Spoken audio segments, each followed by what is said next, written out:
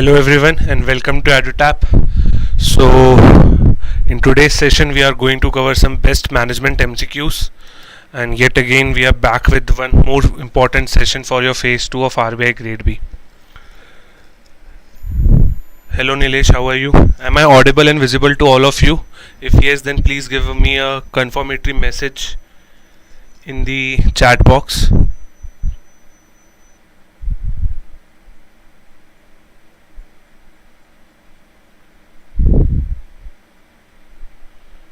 Hello everyone, welcome to EduTap.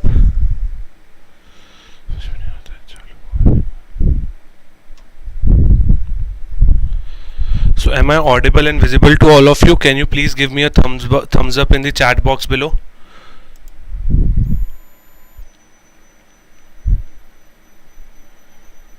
Let me see the chat box once again.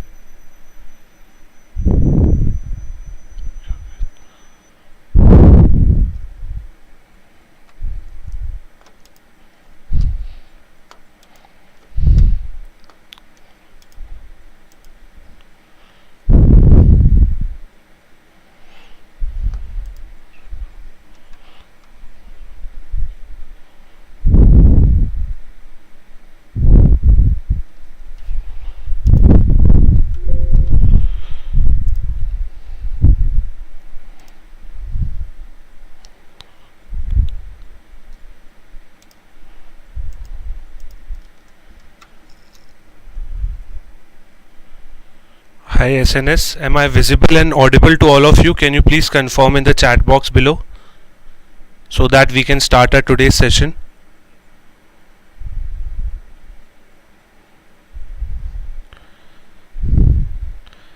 Hello everyone, am I audible to all of you?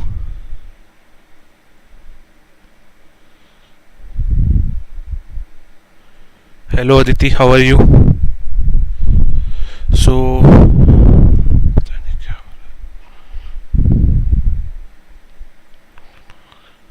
just give me a minute, I have to do some random technological change.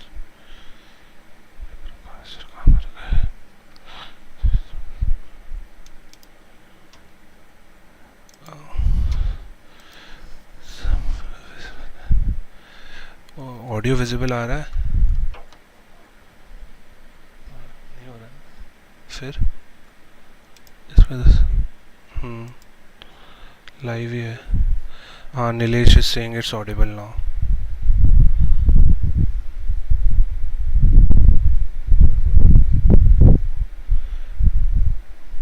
End stream भी आ गया. Uttam is also saying. Okay, I think I am audible and visible to all of you. So let's start with our today's session. Let's not wait further more. क्या करूं?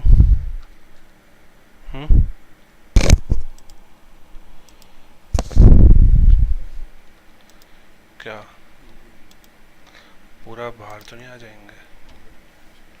ये तो लिख रहा है हो गया है शायद. अब देखो क्या करूं? Refresh.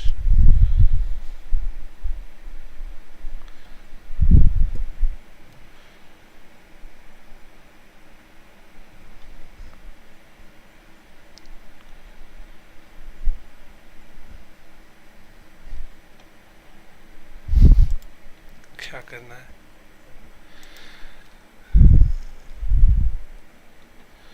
Guys, I think there is some technical default at our end, so I request you to please wait for just 5 minutes and then we will start with our today's lecture. Today we will do many concepts related to motivation, communication, leadership, journal management and everything.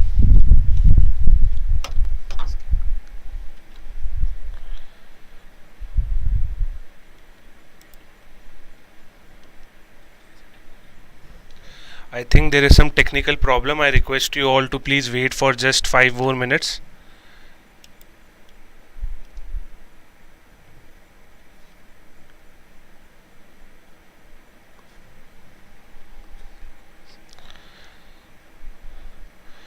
Okay, it's not working on YouTube website.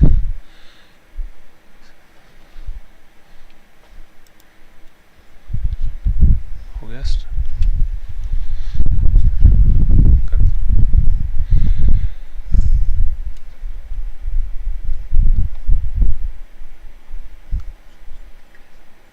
Are you able to see my screen and are you able to listen to my voice? Because I am unable to see your messages in my chat box.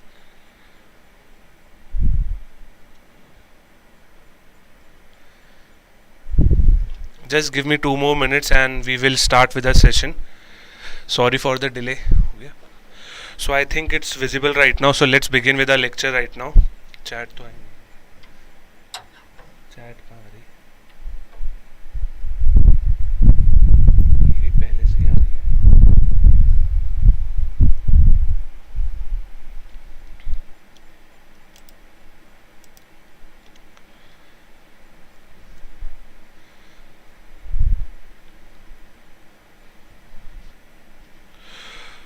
Okay guys, so let's begin with our session now. I'm really very sorry for the delay, but this was not my mistake. Actually, sometimes technologies betrays you. So yes, today we are going to discover again 40 new questions on management. And mind you, my friends, I have been very famous for asking multiple questions, and I have also been famous for different concepts of motivation. So today I will be asking you many questions, and I request you all to please be participative in my lecture.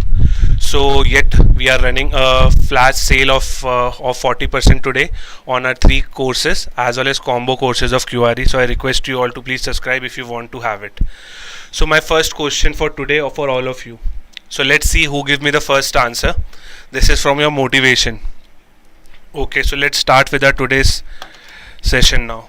Let's see who gives me the first right answer for motivation. I hope your spirits are really very high today. Hanji, so I'm waiting for the right answer right now. Question number 1, and then we will start with our today's bazooka session. Hanji, so let's see who gives me the right answer. So I can see Nilesh, Uttam, Civil Services Corner, right? So there are different people. So let me see the chat box. Question number 1, my friends. So Nilesh is saying with C, that is as per Maslow theory, the needs have to be fulfilled from top to bottom. Okay. Uttam is also going with C. Okay. Anyone other with some other example or some other question? Yes, the right answer will be C.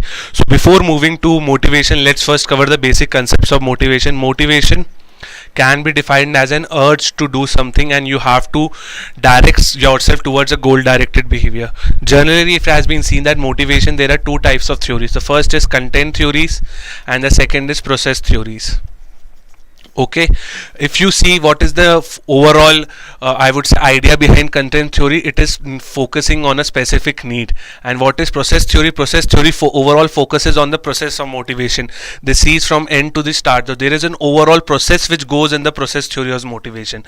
So this particular question has been taken from your very specific content based theory, which is also known as motivational Maslow theory. If you see in content, we have majorly 5 types of motivational theories. The first is obviously Maslow, then we have Aldefa, then we also move to David McClellan, then we move to a very famous theory of 2-factor theory, which is Hansberg theory, and then you move to the McGregor theory X and Y. This may we also have theory Z, which is given by William Uchis. So if you see theory X and theory Y and Z as well. So if you see, your content based theories are really very important for your exam, and question can be asked from any of this particular popular theories of content. Now let's discuss about Maslow. So Maslow had defined this particular pyramid, okay, the pyramid of need, in which there are 5 types of needs are classified. Okay, the first level of need is known as basic or psychological needs. In Hindi we call them as roti kapda makan.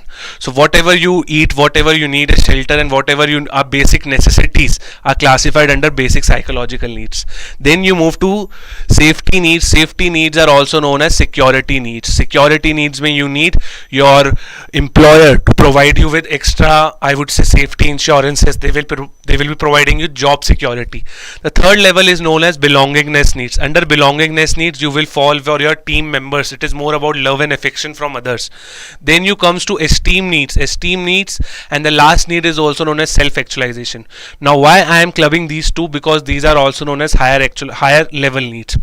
Under esteem esteem needs, if you see my friends, it's more about getting respect from all your team members. You are now at a topmost authority, so you require respect from your all the recognition as well from the team members. The last is also known as self-actualization needs. Under self-actualization needs, my friend, you are progressing towards your highest level, like what you can become in your life, what you can, I would say it's like over and above your dream. So that is known as self-actualization. Now if we go back to the question, basic psychological needs are known as security needs. This is incorrect because safety needs are also known as security needs. Love, affection and friendship from the following is an example of esteem. This is also wrong. They are an example of social belongingness needs. I'm really sorry for my bad handwriting, but this is how we progress. And statement C is correct because we go from bottom to top. Now let me see. Yes, this is a need pyramid, my friend. This is also known as need pyramid. Okay, so if you see that Maslow first said that this is the first order of needs, and then you have to move to 2, 3, 4 and 5. Now my friend, he also discussed the concept of satisfaction progression. Okay, under this particular concept, we go for that if under satisfaction progression we go for this particular concept that first you have to fulfill the lower level need. These two are classified as a lower level need. This is known as a middle level need, and this is known as a top level need. Okay, I hope that much is really very clear to you. So satisfaction progression, the basic concept is that you have to first fulfill first, then go to 2, and then go to 3, and then go to 4 and 5. Now my dear friends, if you just want to have some extra knowledge regarding your descriptive part, recent times it has been seen that there has also been a 6th level of Maslow, which is known as transcendence. Under transcendent we used to have this philanthropic type, like you can see Bill Gates, you can also see Warren Buffett. These are currently at transcendent needs. Why they are at currently transcendent needs? Because they are fulfilling their philanthropic ideals. They are donating too much towards the society cause. So that's it why Maslow motivational theory, according to some modern authors, they are having 6 level of needs, but basically Maslow theory is having 5 needs only.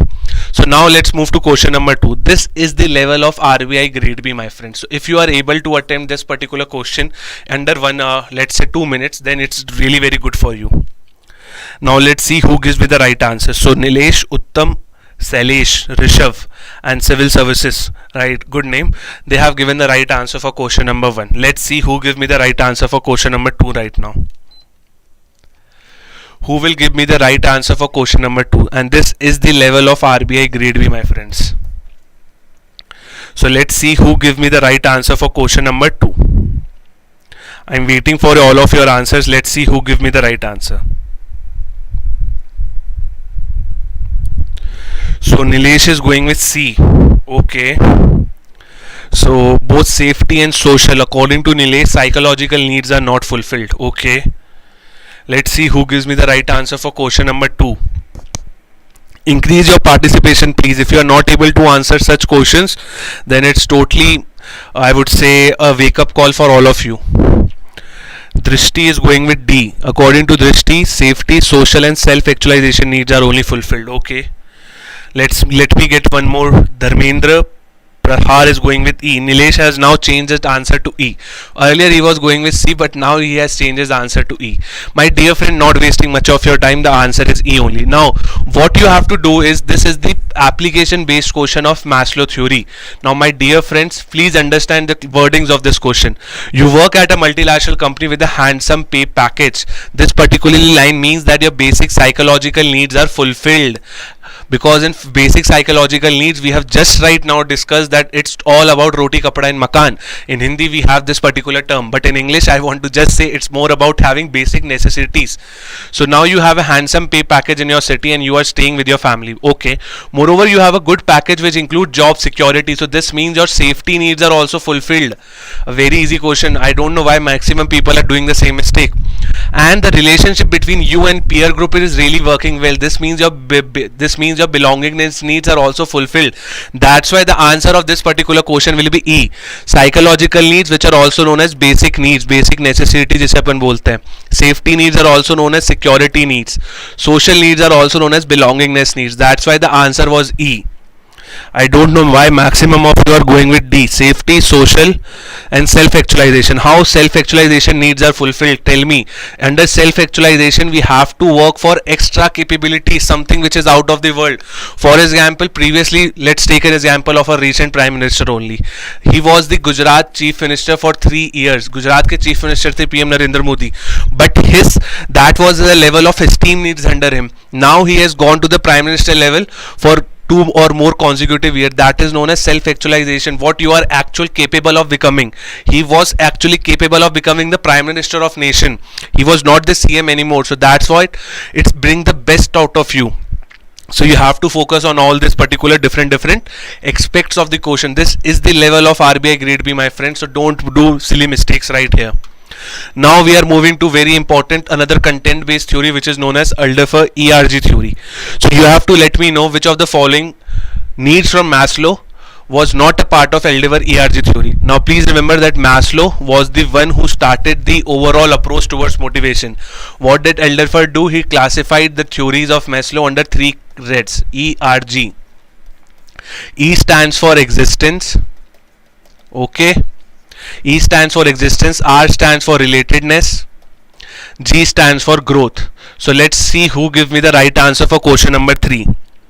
I request you all to please increase your participation. If you are not able to answer such easy questions, then sorry to say you are not prepared for RBI till now. Till today you have to work a lot. So I can see that maximum of you are going with E. Yes, E is the right answer over here. The right answer will be all of the above, but it is not in the option list. That's why we are marking our answer as E. Now under existing needs, Maslow has told about 2 needs, which is basic psychological needs as well as safety needs. So what Aldefa do? He classified that particular 2 as a existence. Under relatedness, he took belongingness needs, that is love and affections from your team members. And the third is growth, which is esteem needs, which he classified as an esteem needs as well as self-actualization needs. Okay, so these 2 are very apt example of how Maslow needs are classified into Aldefa needs. Sorry.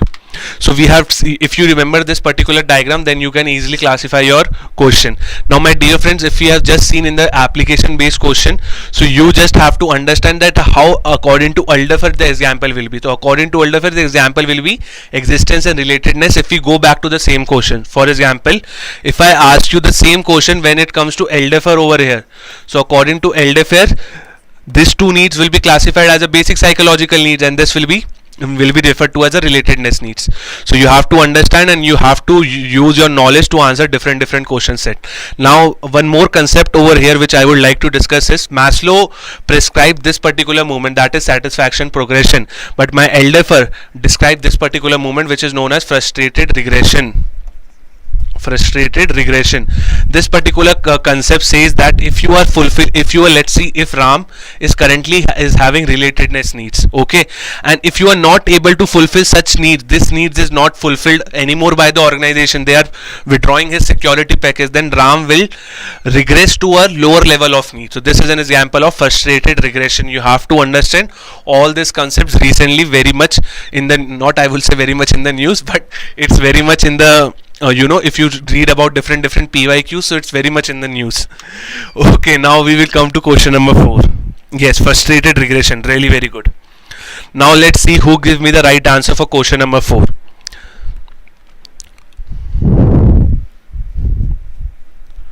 Question number 4, my friends. I am waiting for your answers for only 1 minute, so I am not wasting your time as well as my time. So let's see who gives me the right answer.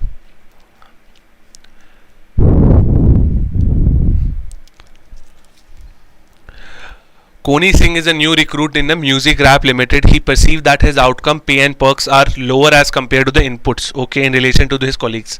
Which of the following theory explains this phenomena? So you have to identify the phenomenon over here. So which phenomenon is there? Yes, Nilesh is going with E, that is none of the above. Aditi Salesh is also going with C. Akash is going with C, expectancy theory. Okay, we will see. The correct answer will be E only, that is Adams equity theory. Under Adam's equity theory, I have been of late reviewing many copies which have been written by different students of EduTap. They are not just mentioning about Adam's equity theory, they just go directly towards input and output. But my dear friends, if there is a small introduction regarding the Adam equity theory, then you have to term these two particular concepts, that is social comparison, okay, and the second term is equity. If let's say I am comparing my present job to the previous job, then I am doing a social comparison, and then I will compare with my equity. That is also very important. These two are really very important parameters of Adam's equity theory. The overall idea of Adam's equity theory is regarding two things, that is your inputs and the second thing is outputs. Under inputs, I will just see what I am giving to my organization.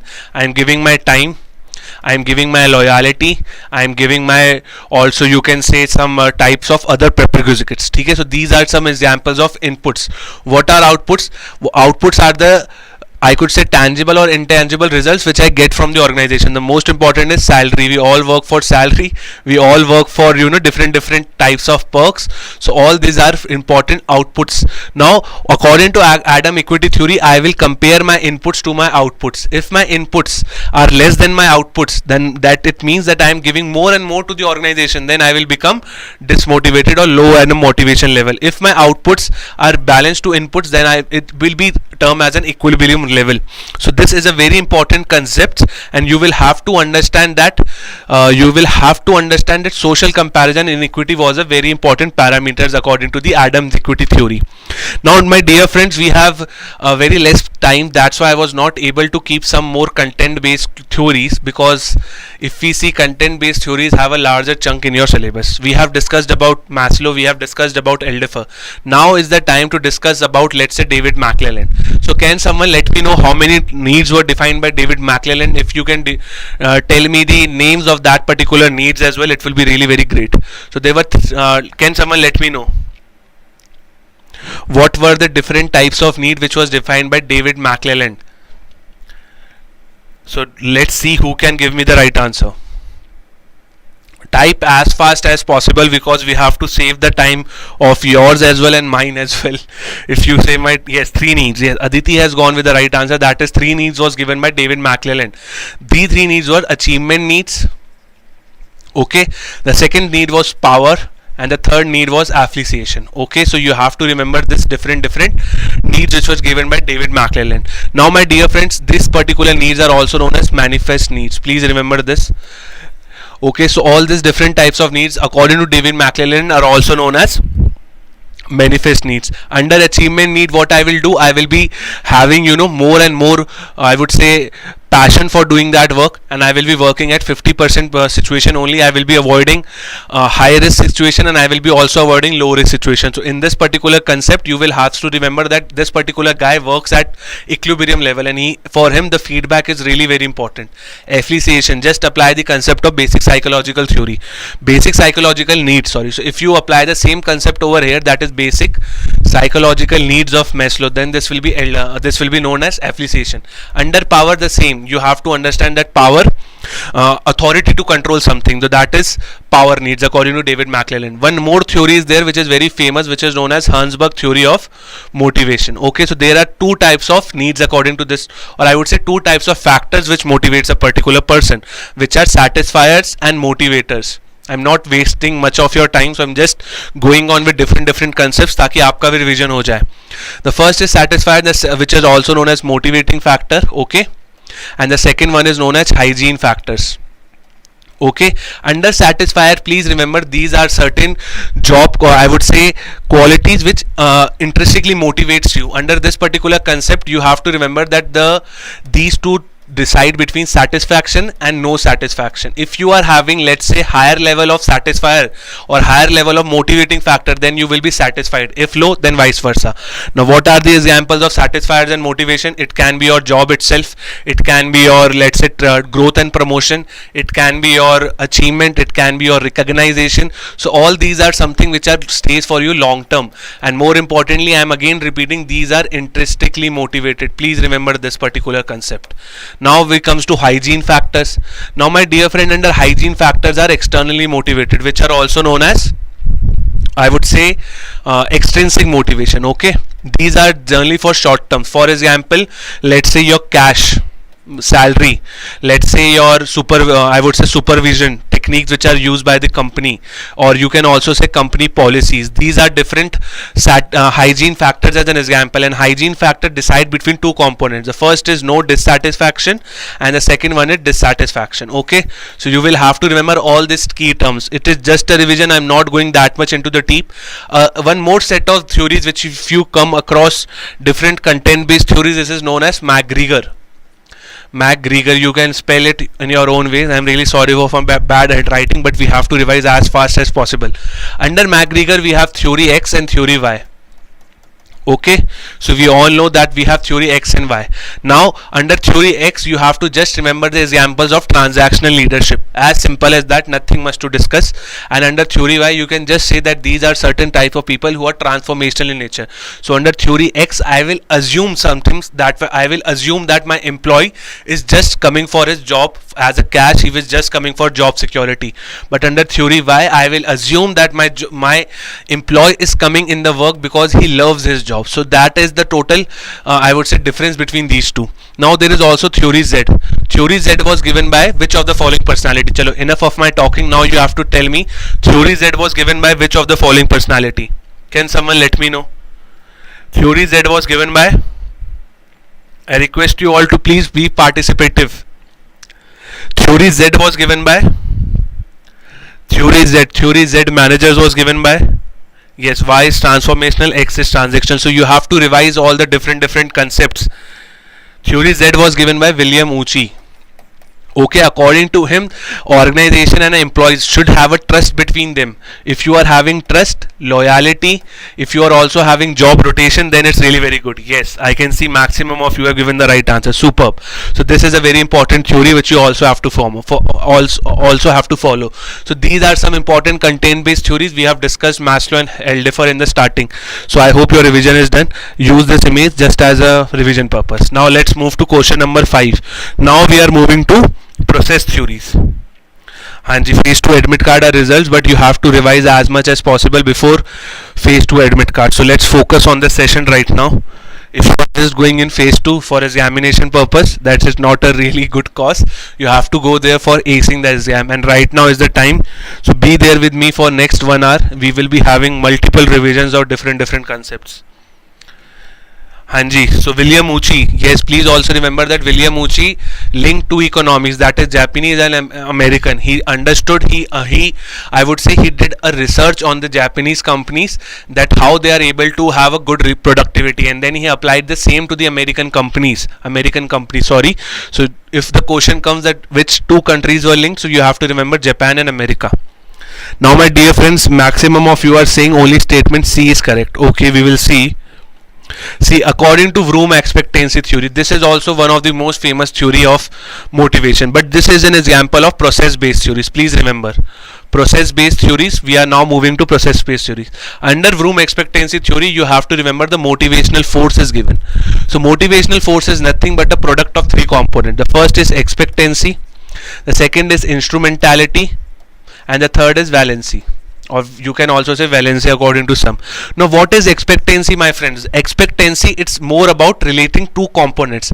The first is will my efforts will relate to a performance. So here I will link my efforts to performance. So please remember this particular term. You will link your efforts to performance. Under instrumentality, again I will link 2 particular components. I will link my performance to my outcomes. Okay, so you have to link these 2 components. Will my efforts will lead to a desired performance? In Hindi I would say, क्या मेरी मेहनत से मेरे को वो performance मिलेगी? In Hindi we have this particular line, but in English we used to say, do my efforts will lead to a performance? Under instrumentality, you have to focus on 2 components, that is performance and outcome. What is performance says? Now my performance is done. Now I will say that if my performance is done in an optimized manner, will I lead to a desired outcomes? So क्या मेरी जो performance है उससे मेरे को वो desired outcomes मिल पाएंगे? And the third is valency. Valency lays about outcome only. So valency told you what is the nature of acceptability by outcome. For example, let's say if you clear RBI Grade B, so clearing of RBI Grade B can be a huge thing for you, but for some it can be, चलो हो गया तो हो गया. Okay, so you have to understand the relatedness of outcomes. If the outcome is related to positive to you, then you will say valency is high. If it is let's say at zero level, then you will say it is neutral, and if it is negative, then you are, I would say, irrelevant. कि हो तो हो, I do not care. So this is the overall theme of Vroom expectancy theory, my friends. So now let's decode this particular question. Expectancy outcome links efforts to outcomes. Okay, we will see. Let's see expectancy, right? So efforts to outcome नहीं, so this will be wrong. Instrumentality component link performance to outcome, so this is correct. Value of valency can never be negative, so this is also incorrect. So I think the answer will be D. Okay, so why A and C are incorrect? So that's why we have to decode different components. Why A and C are incorrect? Because this is wrong and this is also wrong. So you have to understand the overall concept and then mark your answer. This is for your revision purpose. Revise as much as possible. Hanji. So now let's come to question number 6. Let me see my chat box as well. I can see many people of you have given right as well as wrong as well. Yes, D is the correct answer of question number 5. Now we are coming to question number 6, my friends. Nothing, a very important theory of process based theory. Okay, so when Edwin Locke proposed which of the following theories of motivation? Yes, the answer will be goal setting theory. Now my dear friends, when we are talking about goal setting theory, you have to remember this particular concept which is known as management by objectives. Okay, management by objectives is also known as management by results. Okay, so please remember this. Question has been there by RBI in all the PYQs if you see, management by results. Okay, it is a very popular concept which was given by Peter Drucker. Please remember his name. And this is also very important book which has been written by POM. You have to let me know the full form of POM in the comment box, or you can also let me know in the chat box. But those who will be watching this video later on, do let me know the name of the book which was written by Peter Drucker. The name of the book is an acronym which is POM. So you will have to let me know in the comment box below. I will be checking your answers. Yes, MBO has been given by Peter Drucker. So superb. Now when it comes to goal setting theories, my friend, so goal setting theory means you have to just remember that you have to set some challenging goals, you have to set some clear goals, you have to take national culture as well. So there are 4 different factors according to goal setting theory. I hope you know about it. So let's not waste much of our time. And also expectancy theory was given by Vroom, equity theory was given by Adam equity theory, reinforcement theory was given by BF Skinner. Many people make a mistake. They tell me that reinforcement theory was given by E.L. Thorndike. No, law of learning was given by E.L. Thorndike. Okay, the law of learning was given by E.L. Thorndike. But the overall reinforcement theory was given by B.F. Skinner. Theories that we have now discussed, it was given by William Uchi. So I hope that much is really very clear. Now we are coming to a very important concept of reinforcement, which is also the same when it comes to the nudge theory. We will be discussing about nudge theory in the later part of the session. But right now let me see who can give me the right answer for question number 7. So I can see principles of management. Yes. Is it principles of management or practices of management? I'm just giving you one more counter question. So according to Abhishek, Drishti and Aditi, POM is the name of the book which was given by Peter Drucker.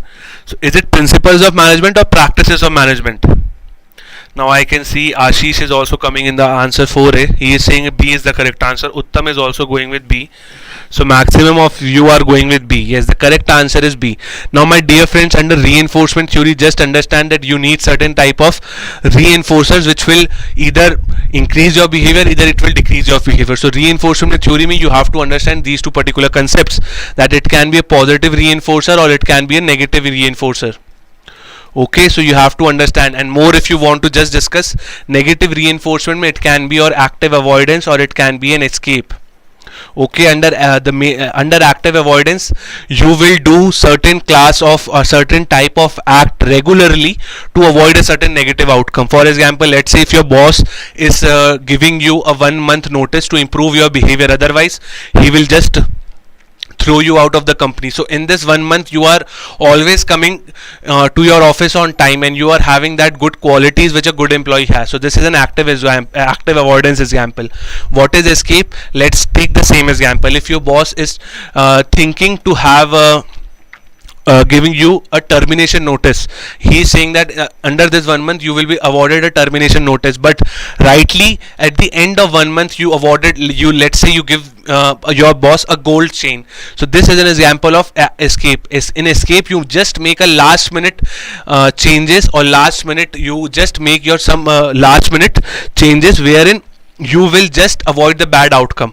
What is positive reinforcers? It is just as simple. For example, if you want to score good in your marks, your parents give you yourself a toffee. So in every exam they will be giving you a toffee. So that is an example of positive reinforcers. So this is an example. Let's now move to question number 8. Question number 8, my friends. Yes, Abhishek has told me the right answer. It's practices of management, my friend. So please remember this particular term. Practices of management is the book name, which you can remember if you want to write good answers on management by objectives. Hanji, so who will be telling me the right answer for question number 8? 8C, Shannon and Weaver model of communication. Yes, if we see communication now.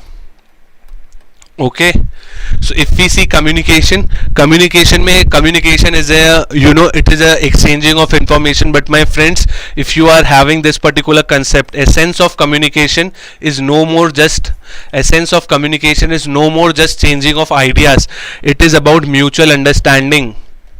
Okay, so you can see even I would say 1 mark question when it comes to communication, because the relevance of this chapter is comparatively low.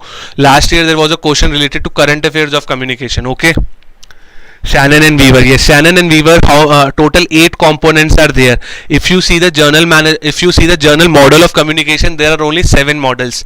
7 steps when it comes to the model of communication. But according to Shannon and Weaver, there are 8 steps.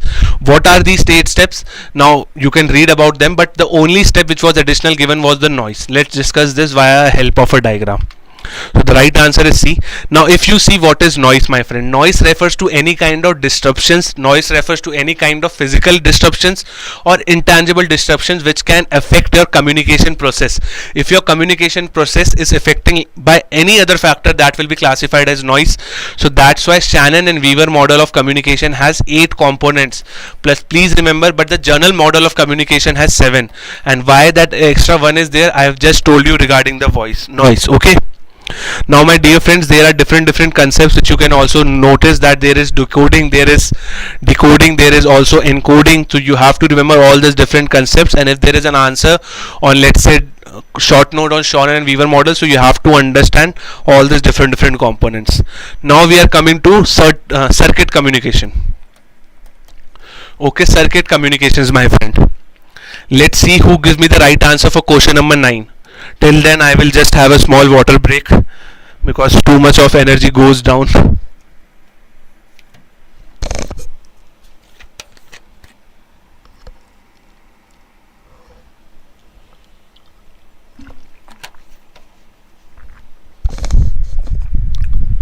Question number 9, my friends. So there are certain circuit communication. So what is circuit communication? The exchange of information between 2 or more peoples. So I can see Nisha is going with chain. Okay, how can chain be the answer? Chain is not the correct answer, my friends. So I can see Mishra or Harshit Mishra is going with wheel. Okay, Rahul, Dharmendra, Prahar are also going with C. Yes, the correct answer will be C, that is wheel. Now under C, under what happens under different models of different types of circuit communication. The circuit communication, the first starts with chain. So this is your chain, right? First thing will go to this, then the communication will flow to this, then this to this. This is as simple as your scalar chain, which we also understand under journal management part which is given by Henry Fayol. Circle communication. Under circle communication is as good as lateral communication. So you will communicate with your adjoining member. Please remember this particular key term. Under chain network, you will just communicate with the person who is next in higher authority to you. So under chain communication, the communication is as good as following a particular pattern. But under circle communication, I will be communicating with this guy as well as with this guy. So it's like an adjoining communication. Please remember this particular key term. Under wheel, my friends, under wheel what will happen? Let me see if I have a diagram. Yes. So under wheel what will happen? I will have a particular central authority, and this central authority से ही सारे messages will pass. So if, for example, if E wants to communicate with B, then I will go via this particular method only. Now what is all star? All star refers to as simple as that A can communicate with B, E, D and C anytime and anywhere. So this is an example of all star. There is also a Y pattern. Under Y pattern, I will communicate with B, C will communicate with B, and then he will communicate with A, and these two are another very superiors via which A can communicate. Now under inverted V, I will communicate with superior one, and then I can also communicate with superior two. So these two are very important, I would say very important concept, that under inverted V, I can communicate via two superiors. So you will have to remember this particular diagram. And now my dear friends, one question which comes to my mind is regarding the informal communication. There is a very important term which has been used for informal communication, which goes by the name of rumor. Can you let me know what is that particular term is? I will write it over here. Yes, so what is the term which is used for rumor in the organization, and it's a type of informal communication? Can someone let me know the term of that particular name?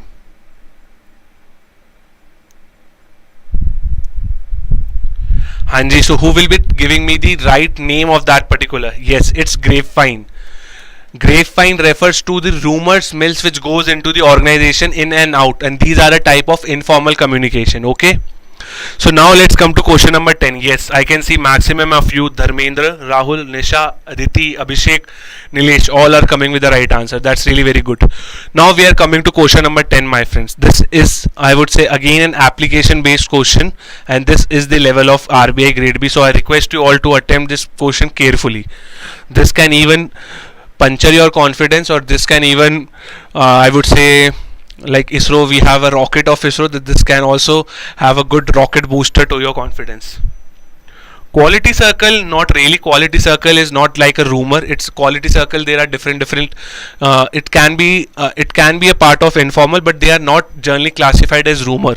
So when I am asking about rumor and informal, that will be always grapevine. Quality circle is a very good concept, and under this particular concept, people from different varieties of different classes of organization meet and they discuss. But it's not 100% associated to rumor.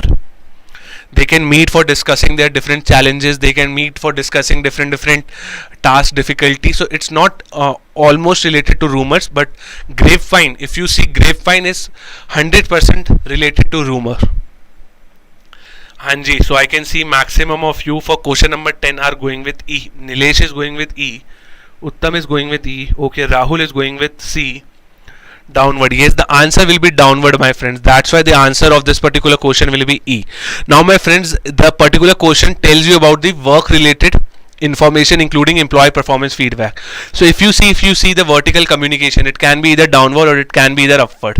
Now when we see it downward, so you have to remember this is your superior and this is your subordinate. Okay, so if superior is giving some knowledge to subordinate, it can be regarding your feedback. It can be regarding explaining of company policies. It can be regarding giving directions of necessary task.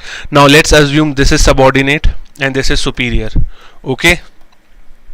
So now if subordinate wants to give some information to superior, then he can also give some, let's say suggestions is the right term, not feedback, suggestions. For example, he want to give some suggestions, then it can be a type of a upward communication, mind you this.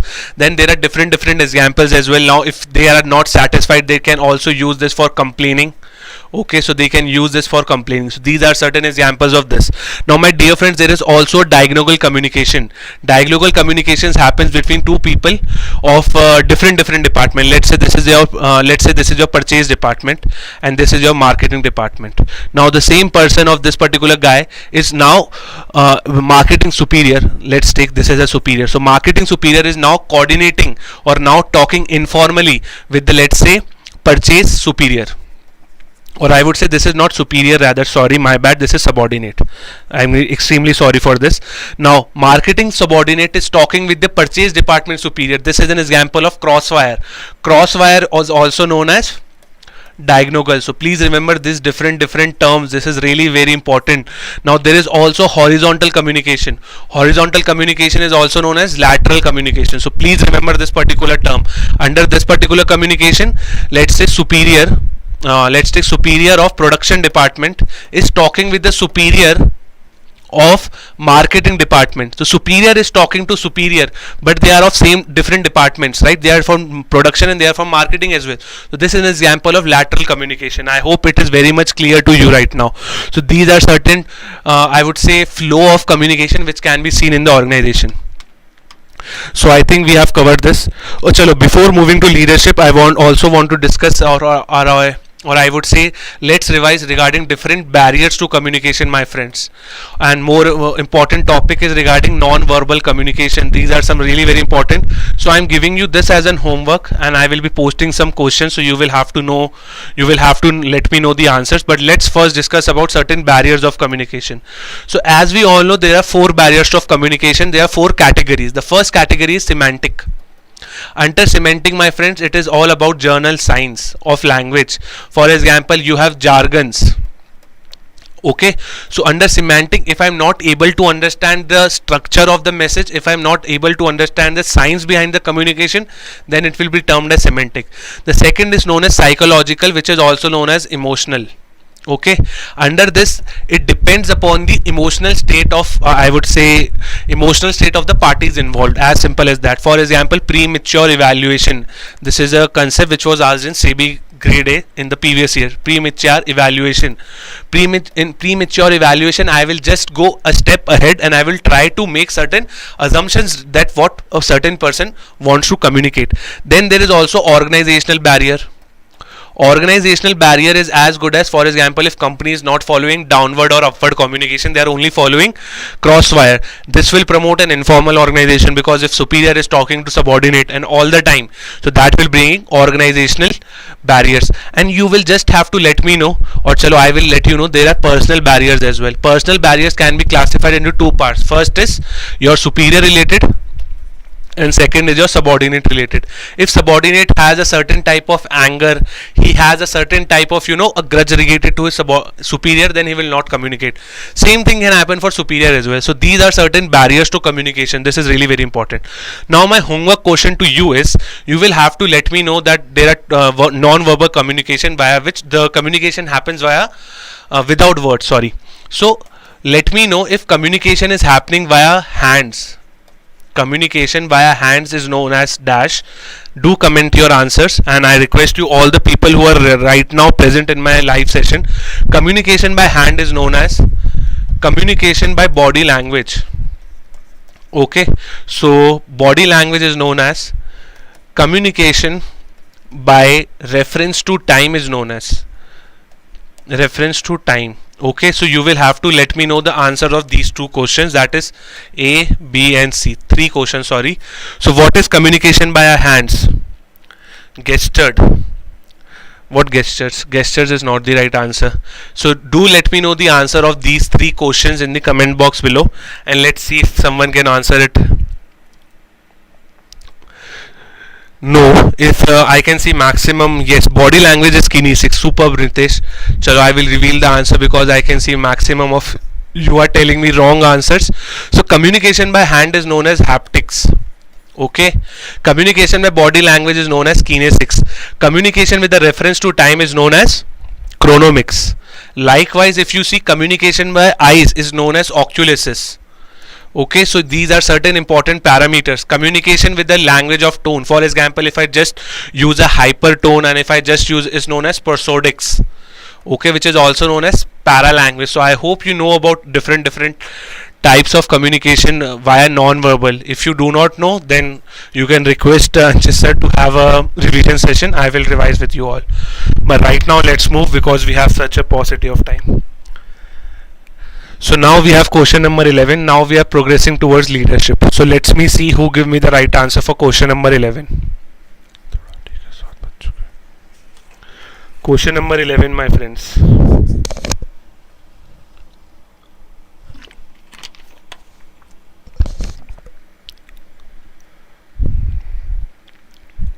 Let me see who gives me the right answer for question number 11. Sorry.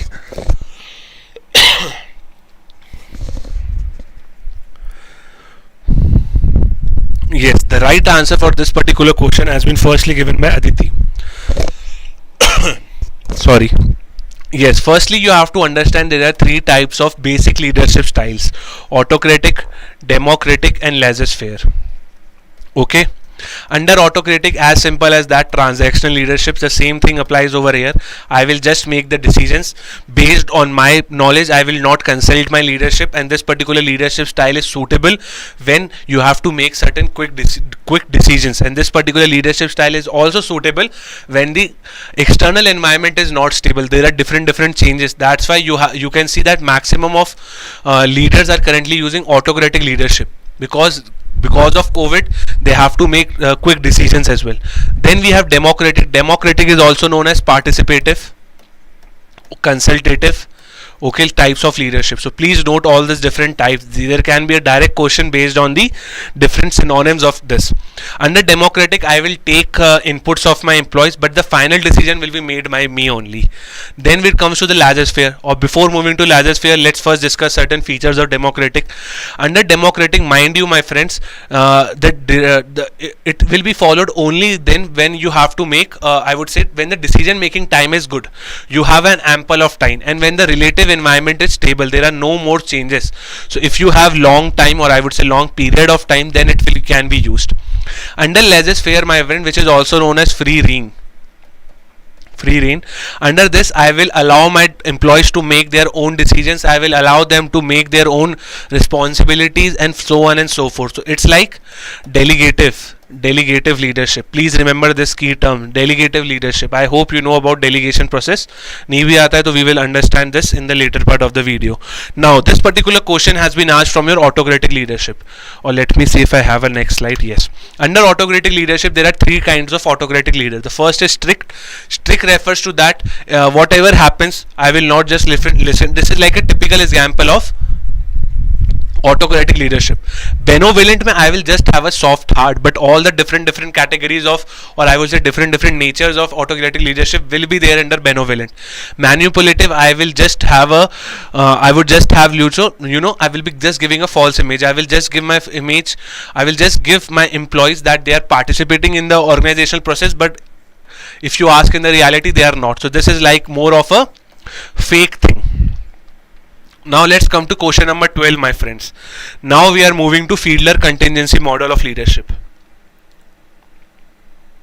Yes, SNS Kumar has given some more different I would say dimensions to autocratic leadership. That's really very good to see.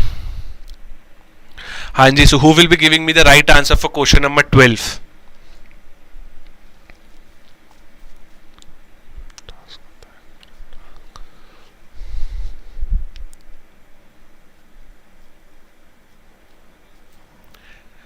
Question number 12, my friends. So we have reached to question number 12 and we have covered multiple questions. Let's see who give me the right answer. So okay, so only statement C is incorrect according to Uttam, or I would say it's A. Only statement A is incorrect. Okay, Nilesh is going with E, none of the above. Harship is also going with A. Okay, so I hope you know about Fiedler contingency theory. Fiedler contingency theory, you first have to understand that according to Fiedler, there is no particular leadership style which can be followed. So what did Fiedler do? He gave a particular scale which is also known as least preferred co-worker. Least preferred co-worker, my friends. And under this particular scale there were 8 matrices which was used. Now your score can be ranging from 1 to 8. So if you are from 1, then it means that you are task oriented. Task oriented means what? That you are focusing too much on the task. And if you, let's say if you are ranging to 8, that it means that you are people oriented. I hope you know about it. This is really very important. Okay, so let's now now the employees have been given this particular questionnaire and they have to fill it accordingly. Okay, so now let's come to the question. A fielder uses a scale to determine what kind of a leader individual is. The scale is used as the best, so this is wrong because it's the least. Low score on the scale represent that it is task, this is correct, and high score on the scales indicates orientation towards relationship, this is also correct. So I think only statement A is incorrect. Yes, the answer of this particular option will be A. So I hope that I hope you know about different process-based, not process-based theories. Sorry, different contingency theories. So we have discussed this. This is the example of least preferred co-worker. Now we are coming to very important trait theory. Okay, I hope you have understood Gordon-Allport trait theory. Gordon-Allport trait theory. Now let's see who give me the right answer for question number 13. Let me see the chat box as well.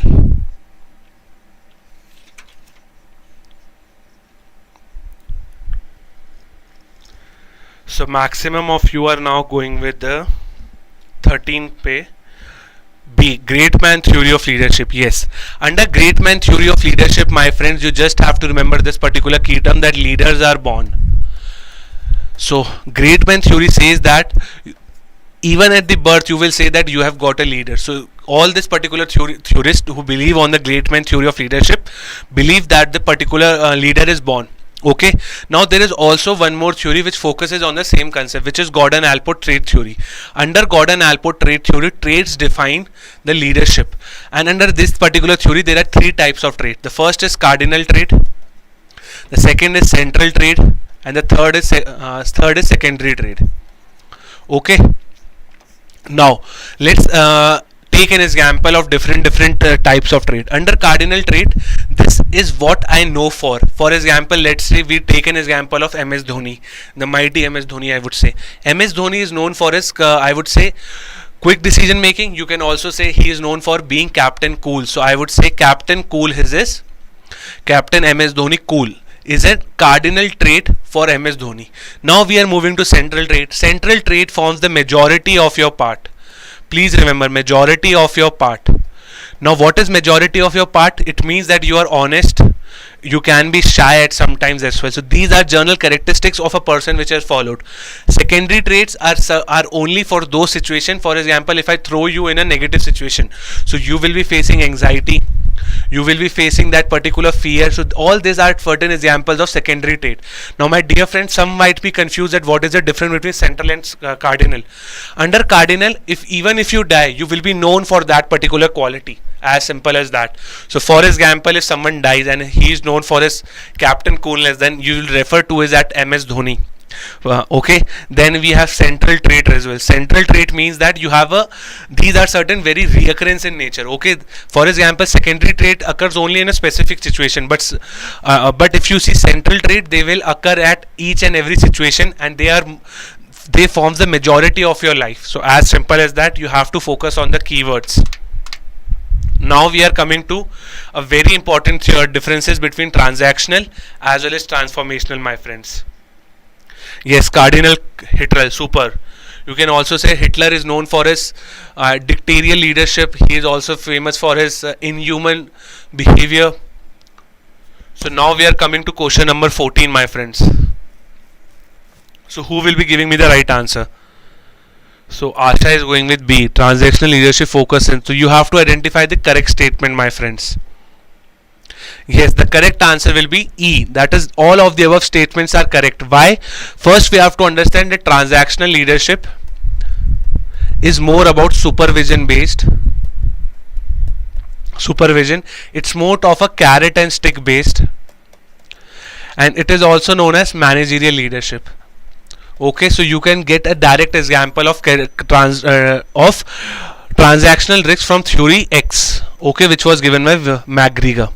So now they focus too much on the supervision. They will be just going to different employees, and they will be having that personal supervision. They will be following a carrot and stick approach. Let me see if I have an yes. This is an example of transactional leadership. What is carrot? Carrot is a reward. Okay, so you will be guided by your rewards. This particular donkey is the employee, and he will move towards the direction of carrot. Okay, and this particular stick represents an example of punishment. So if this particular donkey, let's say he moves in different direction, then this particular leader will hit this donkey with this particular stick. He will give him a punishment so that this particular donkey moves in the direction of reward. As simple as that. So you will have to understand that transactional leadership has a clear set of objectives as well. You have to move in one directional. As simple as that. The opposite of transactional leadership is transformational leadership. Okay, transformational leadership is all about making, I would say, employee making or caring for employee, so that you can care for employee and you can help that particular employee to become the best version of himself or herself. Now let's come to question number 15, my friends. Again taken from different leadership styles. So please increase your participation, my friends. If you are not able to answer such easy questions, then it's really a cause of worry. Question number 15. So you have to identify a leadership theory where leader is only interested in him or herself. Such leadership have a high degree of dominance and hostility. Autocratic. Nisha has going with B. Uttam is also going with B. Yes, it's narcissistic leadership. Now my dear friends, under narcissism, it's only I. It's never me. So if I am only focusing on myself, if I am only focusing on my overall interest, if I am only focusing on what I want, then it's totally your narcissistic leadership and nothing. Yes, these are two very important theories which have been mentioned in the options. Let's discuss about them. Paternalistic. Under paternalistic, I will be the father figure of my employees. As simple as that. Or you can be a mother figure as well. But majorly it has been seen it's a father figure. So this particular person will act as a father of this particular employees who are working under this. Now this particular father will take care of different employees in the same way that how your parents keep your interest in the foray. For example, if your parents see that you need a course for RBI Grade B, they will buy you the course.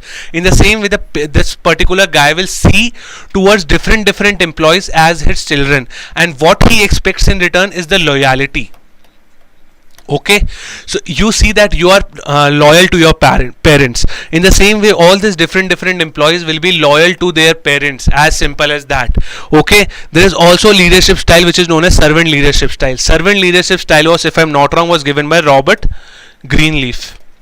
Please check this particular fact because I am 99% sure, but I think it's Robert Greenleaf only. This particular leadership says that you have to live by society. You have to turn the pyramid upside down. This is the key term, my friends.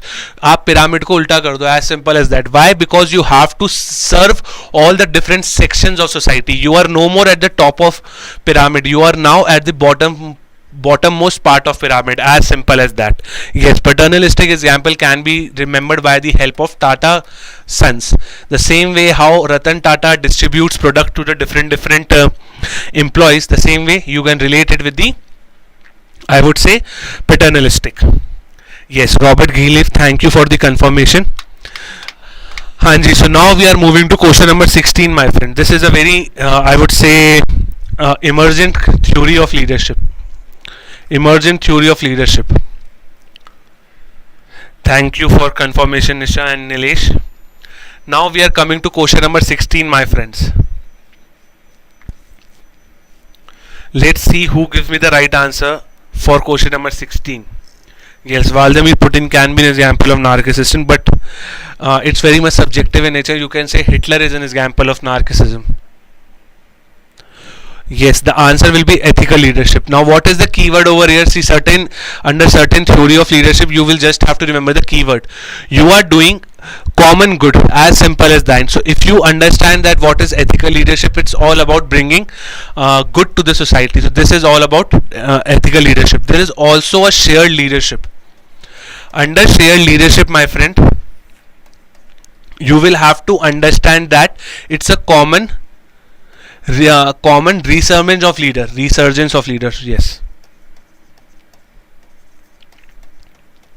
Okay, so this is common resurgence of leader. You will see multiple leaders are coming out of this particular foray.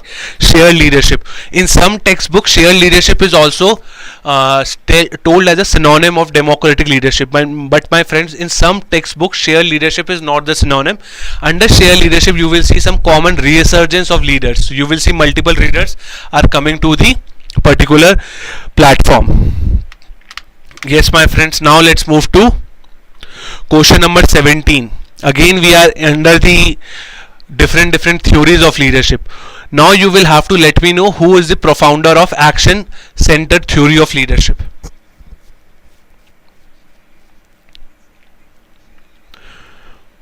BARS is a component of controlling. How it can be used in leadership? Behavior rating anchored scales are there. Yes. Now we have question number 17. Yes, question number 17 is all about action centered theory, which is also known as functional theory of leadership. Functional theory mein the answer will be John Adair. So under functional theory you just have to remember these three particular needs which are answered by functional theory. For example, if task needs are there, you have to set the objectives, you have to plan your task, and so on and so forth. Group needs, how it has to be fulfilled, and how individual needs. Now my friends, there is a very important theory of leadership which goes by the name of management grid. Okay, I hope you know about this particular theory of leadership. Can someone let me know the name of the person who gave this particular theory? I am not giving you the options. Can someone let me know who is the profounder of management grid? A very important, very important, I would rather say, for your RBI Grade B. I am waiting for your answers. Let's see who give me the right answer. Come on everyone, please participate. The session is becoming quite boring, I would say, because of your low participation. So I request you all to please increase your participation. Yes, Blake and Mountain, superb. So under Blake and Mountain, if you see, there are two types of leadership which can be there are 5 types of leadership, not 2, but there are 2 matrices.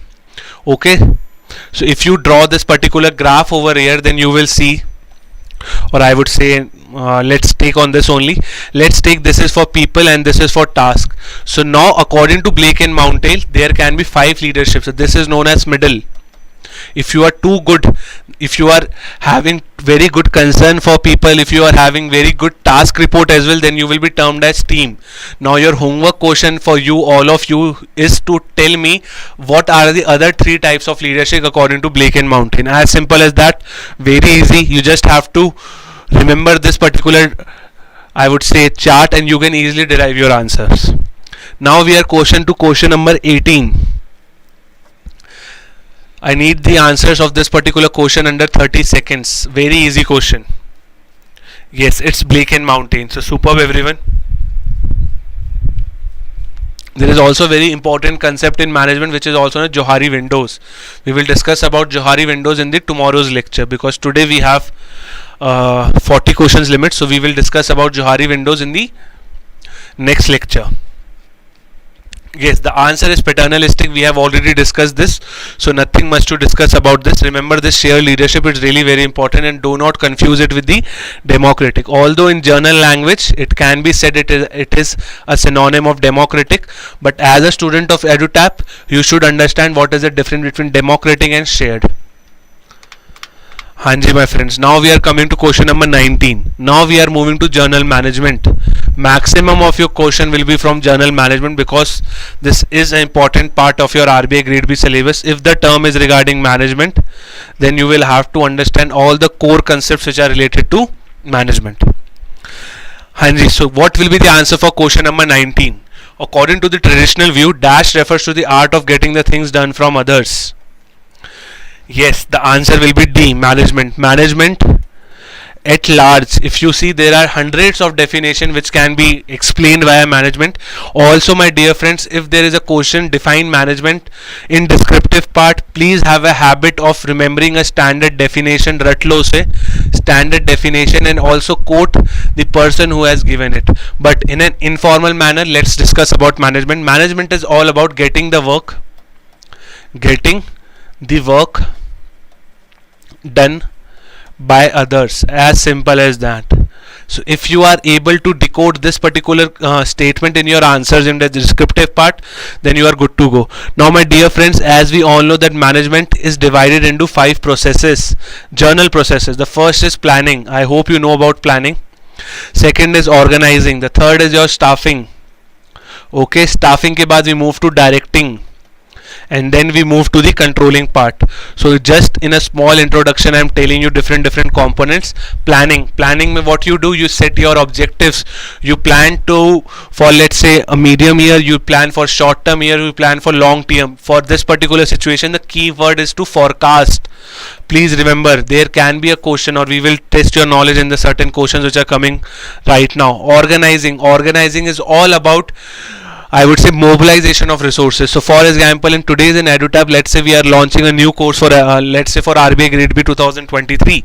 So we will be bringing different faculties, we will be building up different handouts, we will be building different support team members. Then it's in organizing mein we will be moving all the resources to a single table. Purchase department will come, marketing will come, supervision will come. So this is an example of organizing. Staffing is all about putting, let me write it, putting right men on right job or right jobs. Okay, so this is staffing, as simple as that. Direction, or you can also say directing is all about action. In this particular stage, please remember, this is also known as heart of management. सीधा question they can ask you, which of the following component of management is known as a heart of management. Then it's a directing. Under directing, you have to understand the real action take place. And controlling, under controlling, I will compare my performance to the standards which I have set in the planning stage. So in planning, I will set certain standards. Okay, and under controlling, I will compare my actual performance to these standards. So I hope these basic functions are very much clear to you. Also remember the essence of management, which binds all these different functions, which maintains the I would say coherence, is coordination. So do not get coordination as a function. Coordination is not a function. Coordination is the essence of management. I hope it's really very much clear to you. Now this is a RBI Grade B level question only. You have to identify which planning, or I would say which component of management is discussed in this particular question. It is known as a heart of management because all the functions you will see, if you see about directing, under directing, all the actions take place from here. So if you see your body part, your heart is the major component, right? Your heart flows the blood to different other components. So under directing, it's just like an analogy which has been brought out, that under directing you will see there are 4 different components of directing which we will discuss. So under directing, the action takes place, and the same analogy goes to your body as well, that it is your heart. That's why directing is also known as the heart of management. Yes, the answer will be leadership, because leadership is not a function. Please remember this particular point. So we have discussed this very much in the detail. Now let's move to the question number 21. Now we are coming to 3 different levels of management: top, middle and low. और इसको अपन supervisor भी कोई लोग बोलते हैं. Okay, so now let's see who gives me the right answer. Question number 21, my friend. As per the various levels of management, dash level of management prepares departmental, this is the key term, departmental tactical plans for short term, for overall long goals of the organization. Yes, C. So Aditi is going with C, Nilesh is going with B. Okay, Sneha is going with E. Now she has changed his answer to B. Yes, the answer will be B. When I see the term department, then only the answer should be B. आगे पढ़ने की ज़रूरत ही नहीं थी. If you see, now please remember there are different roles which a leadership plays when it comes to the levels of management. Under low and supervisor, you will see blue collar workers. अगर आपको key term पकड़ना है, तो blue collar workers are all example of low and supervisor. They will be dealing with all the different activities which are there relevant for the work. Under middle level, you will see your departmental heads. departmental head, for example, let's say take a example of finance. So finance head will make plans for finance department. This is really very crucial for you to understand. Under top is for also, let's say CXO, जिसको अपन बोलते हैं CEO, CMO, all the managing director, all will be there under top level. Please remember, managing director will be an example of top level, because managing director will coordinate with all the different departments. In the same way, please remember the CEO who makes a plan for all this different types of, I would say, levels of organization is an example of top level. The answer here will be middle. So nothing much to explain. Please remember this diagram. It is really very crucial for you. Now we are coming to question number 22. A very important concept of efficiency and versus effectiveness. Let's see who give me the right answer for question number 22, my friends. Organization like to have an effective management so that they can achieve their objective. Efficiency refers to the relationship, whereas dash refers to the extent. This is a very easy. If you are getting this wrong, then definitely there has to be a restructuring in your preparations. So 22E. Uttam is going with D. Yes, the correct answer will be effectiveness. Very important. If first of all, let's take the what 12th class, or I would say 12th class book says.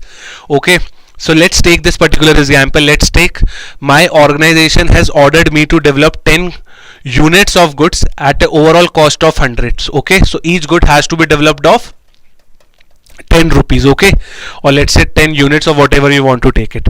Now what is my efficiency and effectiveness? Let's take case 1. Under case 1, I am able to develop 10 units by the deadline. Okay, but my overall cost has increased to 12, but the overall cost has increased to 120, not 12. Okay, so now my overall cost has increased to 120. So I will be termed as effective. I will be effective, but I will not be efficient, because my cost has exceeded. My efficiency is always a relationship between input and output, or I would say output to input. Sorry, it's output to input. So with the one level of input, how much output you can create is efficiency. As simple as that. If a question is regarding the relationship between input and output, close your eyes and mark your answer as efficiency. Now let's take case 2. For example, if I am only able to develop 8 units, okay, and my overall cost is, let's say, 100 only, so I will be termed as efficient, but I will not be termed as effective. So this is a typical example which you will see in the 12th class standards book of commerce. There is a concept of business, there is a subject of business studies. So if you correlate it, it will be really very much easy for you. And this is a very important, I would say, idiom as well. Efficiency is all about doing the things right.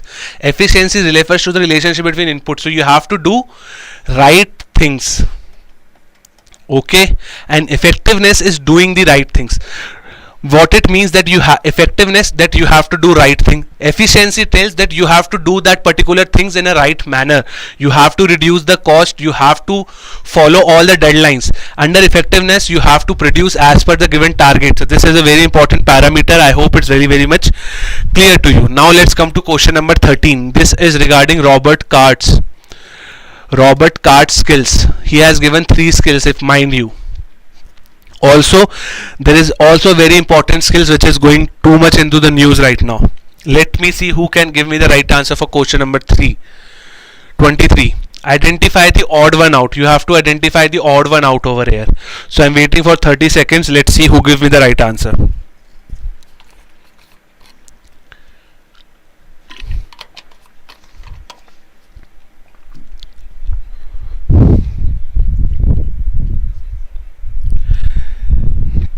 Guess, my friends, the answer will be D, because according to Robert Card, the first is technical skills, the second is human skills, and the third is conceptual skills. Now what is technical skills? Technical skills refers to the level of skills which is used by, I would say, low level of employees. Also you can say this is more related to the work related. For example, if I do not know how to operate that particular machine, it means that my technical skills are low. What are human skills? As remember to relatedness needs of Maslow. Related, co-joint, connect the links between different theories. So you will see human skills are example of relatedness needs. You are having good belongingness needs with your employees. Conceptual skills is all regarding making policies. You understand a problem, you solve that particular problem. This is generally used by higher level of employees. So please remember different types of skills. Also, if you see, according to some modern books, there is a very important concept of design skills as well. Design skills, again, they comprehend it with conceptual skill. Design skills means what?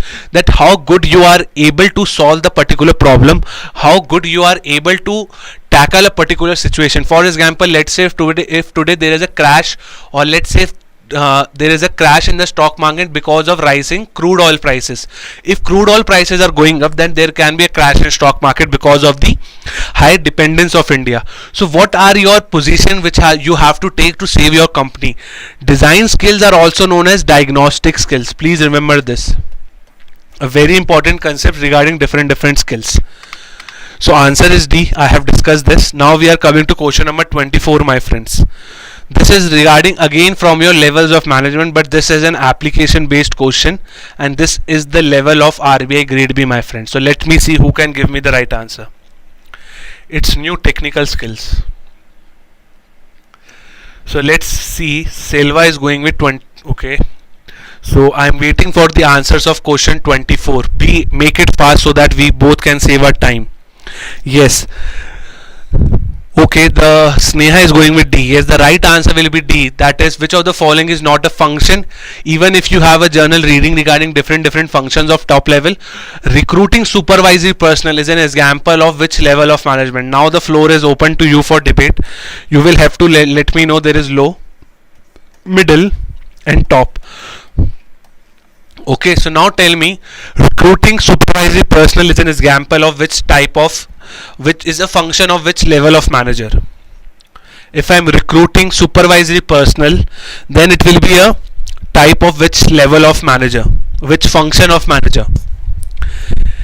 Yes, Sneha has gone with the right. It's middle, because right now I'm recruiting the person who will be coordinating with different managers. So this will be recruited by middle level of managers. This is really very important for you to understand. Okay, so recruiting supervisory person is an example of middle level of manager. You can read about all the different functions in your later part of the video, because I have discussed all this in the previous section only. Now we are coming to organization. Remember, organization में the key word is regarding mobilization of resources. This is a very important term. Please remember it. Now there are certain different principles of organization. So you have to identify which principles of organization is discussed in this particular department. So now let me see. This is a tough question, I would say. This is, I would say, 1.5 times the level of RBI. In a company, every department should be given a specific work to be performed, and every individual should be given to work as per his skills. So now I can see there are two keywords over here. So Aditi is going with C, principle of specialization. Even Sneha is going with a Snehal, sorry. Yes, the answer will be specialization, because this means that you have to divide this particular work into different departments, so that this particular guy will only work under this particular segment, and by this he will gain specialization, and the more specialization he gains, the greater efficiency it will be. So this is really very important for you to understand. And if you want to read about different principles of organization, it is given in the slide. Specialization I have just discussed. Scalar change means what? You have to communicate in this particular manner only. So if there is superior 1, then it will communicate with superior 2 and superior 3, and so on and so forth. If you understand the concept of different theories or different domains which have been given by Henry Fayol, scalar chain according to him looks like this. Subordinate 1 will component with subordinate 2, or you can take superior as well. So this will go like this. Also there is a concept of gangplank. If let's say they want to communicate on the same level, then they have to use gangplank. I hope you know about it. Delegation of authority and responsibility. So every person has to delegate some work. He cannot do all the work, so he will delegate that particular person. A balance is very general in nature. You can read it and you can understand it by yourself as well. Now we are coming to different structures of organization, my friend. So now you have to identify the principle of organization which has been discussed above. You have to identify the structure which has been discussed above. The keywords, let's solve this particular question. Identify the organizational structure where there are specialists on the top position throughout the enterprise. In this entire department is created by a particular area of work like marketing. Now when the moment I am reading this, the answer will be functional. There is no need to understand, there is no need to go further as well. Save your time in easy questions and invest your time in the difficult question. This is an example of functional. Yes, I can see maximum of you are going with functional. Why functional? Under functional I will divide my organization into different hats. It can be production, it can be marketing, it can be after sales or sales. So you have to understand this is an example of functional. So under functional it's more of I would say scientific organizational structure. Okay, so I just want to highlight this point. Now let's move to question number 27, my friends. We are almost 60% towards the lecture end. So I request you all to please let me know the answer of question number 27. Again, if you are smart enough, you will directly understand what is the need of this question. Now if your concepts are clear, what is divisional structure is also known as. So let me see who can give me the right answer. Question number 27 is upon your screen. I request you all to please participate and answer the question number 27. Yes, divisional structure is also known as product structural. Now please note this particular point. In functional I was using functions, but under this divisional I will divide my products, I will divide my organization on the different products line which I am using. For example, let's take example of Dabur. Dabur is selling their honey under one product. Dabur is selling their shampoo. I assume Dabur sells their shampoo. Dabur is selling their own, let's take a toothpaste.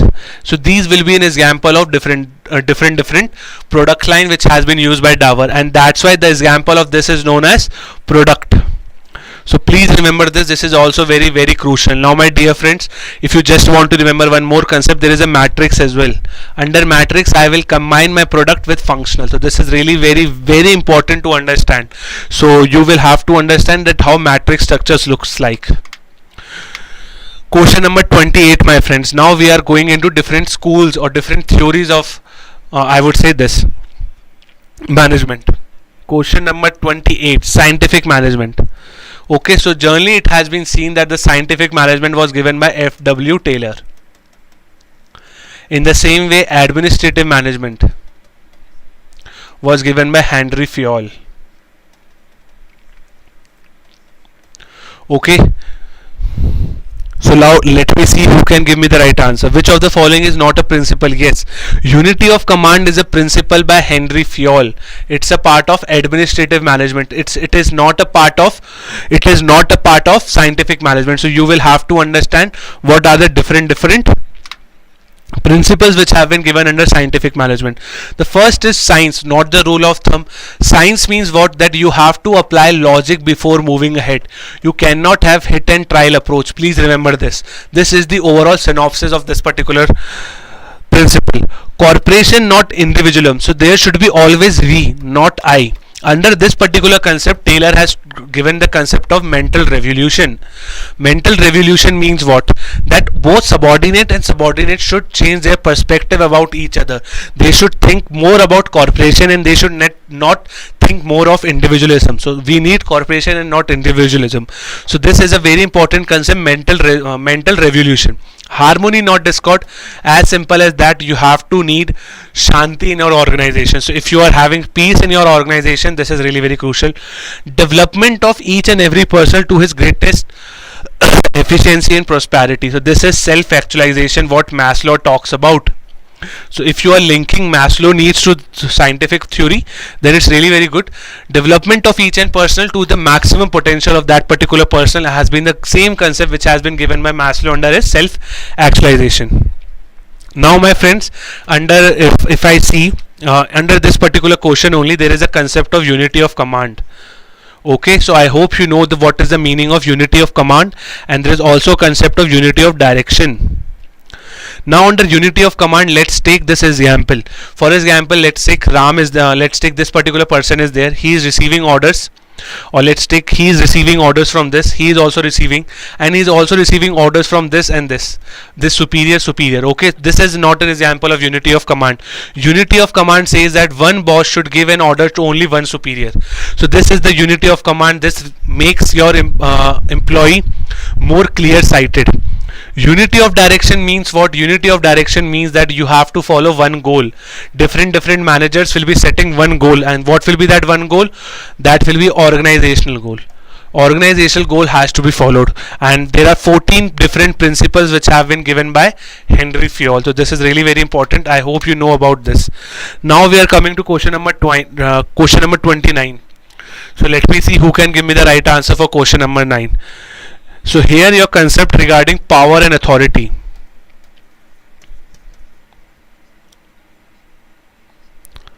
Power and authority.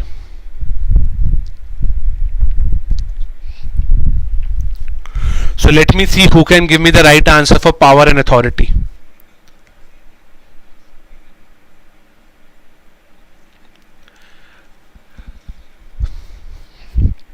A very easy question, I would say. Yes, the answer will be E. Now when it comes to the power of authority, please remember this particular concept. Power and authority mostly are used as a synonyms, but in management they are not. See, power refers to the personal power which has been used by the particular person. What is authority? Authority refers to the positional thing. So for example, if you are having, let's take a very important position, if you are in your organization, then you will have the authority to command people. But let's take power. Power comes from within. It's more of a characteristics.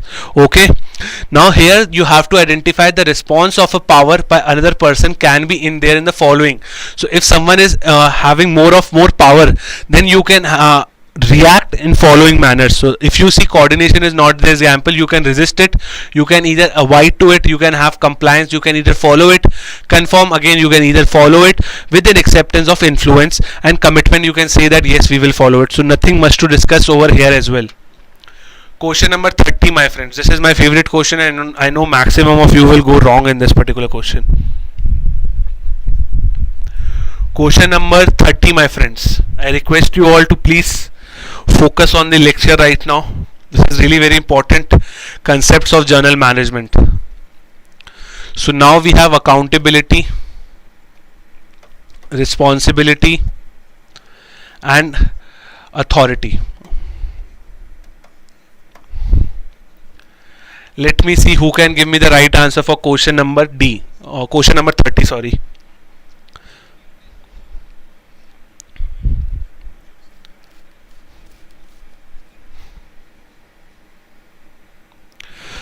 D. Only A and B are correct. Okay.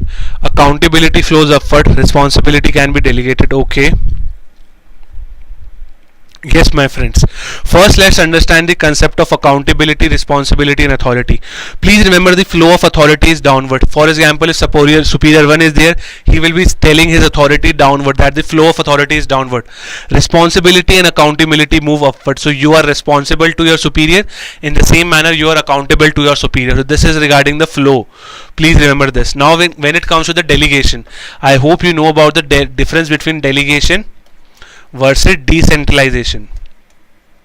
Okay, delegation is mostly regarding work, delegation is mostly regarding power or authority.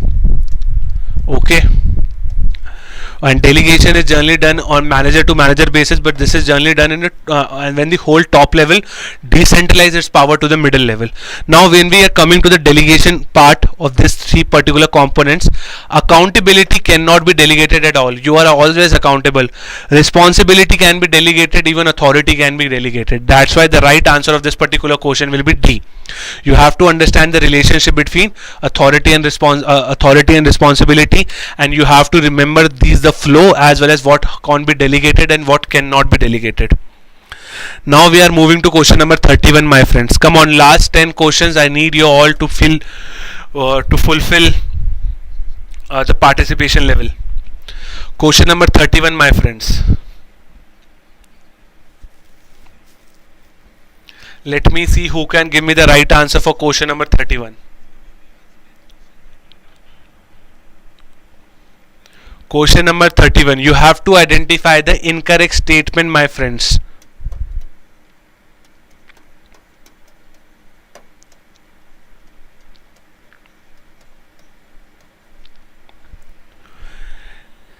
Yes, the correct answer will be A. It's not program evaluation and regulatory, it's program evaluation and review technique. So you have to understand the full form of PERT was given incorrect over here. Now my dear friends, first you have to identify these three particular concepts.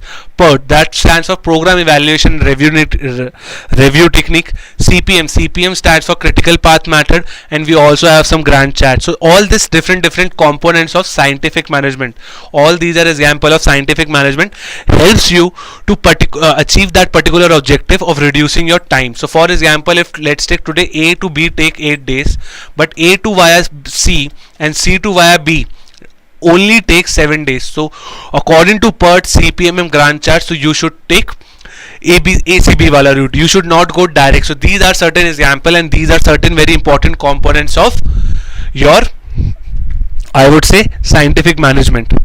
Grant charts was given by Henry Grants. Okay.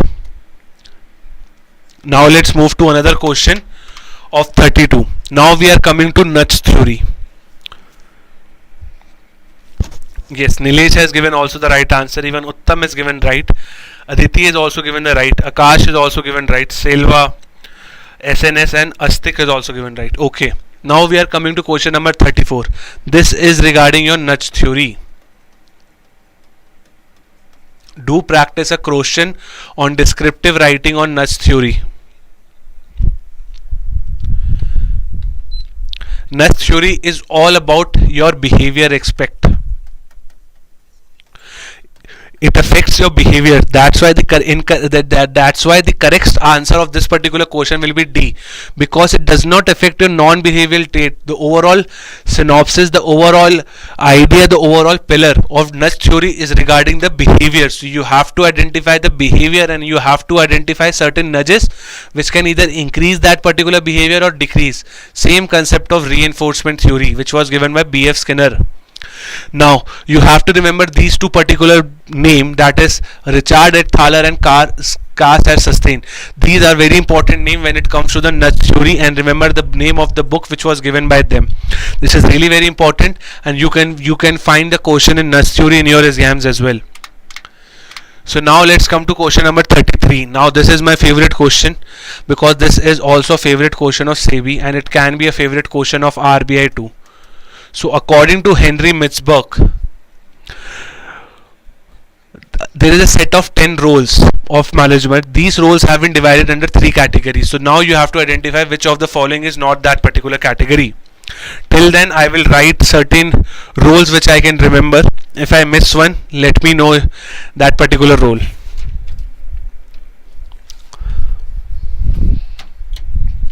Hanji, let me see the chat box as well. Intra, maximum of you are going with intra.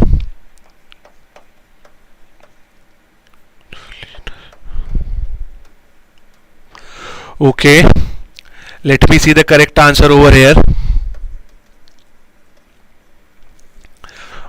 Yes, the correct answer will be D only, because there are different category sets which have been given by Henry Burns. Now if you see the interpersonal role, the major 3 categories, or the first category is interpersonal role. Under this particular role, manager will play a 3 important role. The first is figurehead. He will be going to different organizational functions.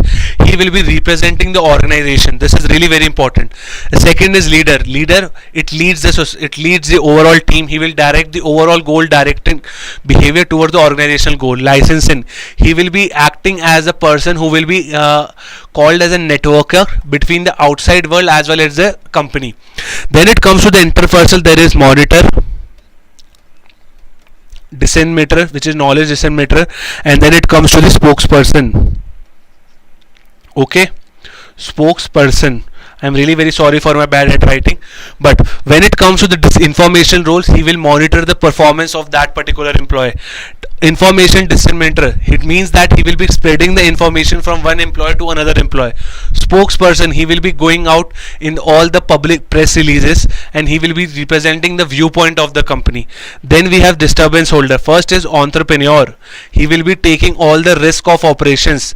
Then we have disturbance handler, he will be taking all the different issues in the management, and he will be solving all the conflicts. Then we also have this particular role which is known by the name of, I would say, negotiator. Negotiator, he will be, let's take, if there is any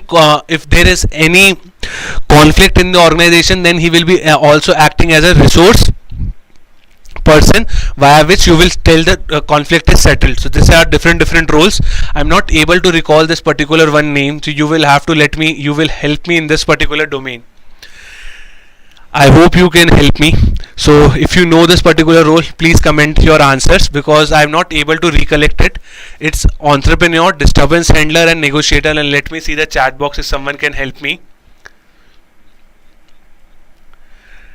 Can someone let me know what is the another role which comes under decisional? If you do not know, please comment your answers. Even I am not able to recall that particular name right now. Resource allocator is done, right? Resource, yes. One is also resource allocator. Under this particular person, he will allocate the resources between different departments. So I thank you, Uttam. I was very much. Thank you very much. Question number 34, my friends. Which of the following is not a component of directing? Yes, even Nilesh is now going with the right answer. Licensor is done, Aditi. So licensor was not the answer. Question number 34. Which of the following is not a component of directing? So you will have to identify the odd one out with respect to directing.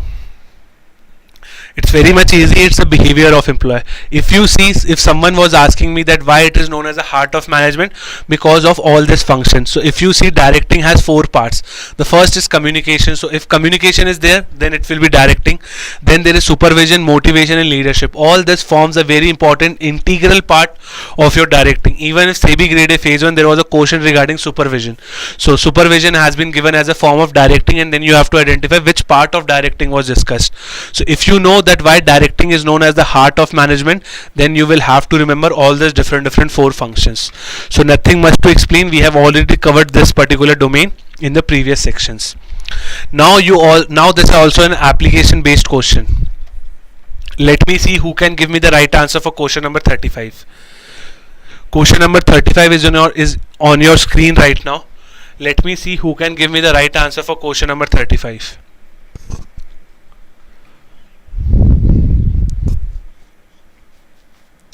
Question number 35, my friends.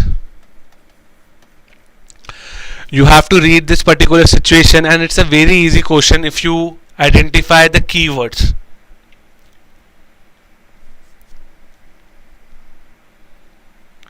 Yes, it's C. Why? Because the term recruitment is there, and recruitment is there. That's why the answer will be C. Now, please remember that there is a difference between recruitment and staffing. Recruitment is a positive process.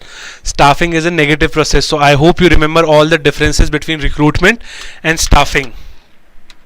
Now we are coming to question number 36. Again, this has been taken from your NUS theory. So under NUS theory, there has been 2 components which have been defined. The first is human. Human are the one who lives in the real world, and the second one is known as, now question number 36 takes less than 30 seconds to answer this question. A very easy question, nothing much to explain. You just have to remember different components of NUS theory. Yes, selection is a negative process, recruitment is a positive process, because under recruitment we take all the applications, but under selection we deduct all the different I would say applications which are there. Yes, B econ. Yes, that's really very correct. That's E econ, not B econ. So that's why the answer will be C. Econs are the one who think realistically, and the humans are the one who thinks automatically. So I hope this much is also very much clear to you. Now we are coming to 37. There is also concept in management which is known as span of control. Span of control was given by Sir Ian Hamilton. Okay, under span of control, let's take this particular guy as a leadership, then he will be having certain person of people under him. So what total span of control under him will be all these different employees. He can have a wider span of control, also he can have some narrow, tall. So you will have to understand the concept of span of control as well. Now question number 37. Centralization is a systematic delegation of authority. How can centralization be related to delegation of authority? B cannot be the answer. Oh, sorry. How can centralization be the delegation of authority? Why people are answering it B? The logic just died recently. How can centralization be the delegation of authority, my friends? So that is how you are making mistakes right now in the session. Right now it's a wake up call. Please wake up. Have a good face wash. Have your good dishes. Have your good thorough. The answer will be yes, E. It's known as decentralization. Decentralization is a systematic delegation of authority. Right now only I have discussed you. If let's take this is the central authority, he will now give authority to each and every employee. This is what decentralization is all about. How can centralization be the answer? Stupid. I would say, don't know why people were saying centralization. Now coming to question number 38, a very easy question when it comes to transactional leadership. Although this is based on general management, but let me see who can give me the right answer for question number 38. Yes, it's E, decentralization. पहले क्या हो गया था? How come you can be saying it's centralization when that some delegation is there? It has to be decentralization. Hanji, so what will be the answer for question number 38? In management, dash is the systematic identification and communication of that signals to the higher level when it is needed as attention. So you will have to understand key results area. Yes, management by objectives. How can it be management by objectives, my friend? Management by objective is where superior and subordinate, they both set certain objectives which are in the line of organizational goals. Yes, it's management by exceptions. Management by exceptions means that I will not pay attention to each and every problem which is caused by my subordinate. I will only pay attention to a higher level, also known as KRA, key result area. So if let's say if it is not a key result area, then I will avoid it completely and I will allow my subordinate to handle it. But if it is a key result area, then I will definitely intervene and I will solve that question or solve that particular situation. I hope it's really very much easier to you, clear to you. So now a very easy question, take less than 30 seconds to answer it. Also let me know what is the synonym of management by objective.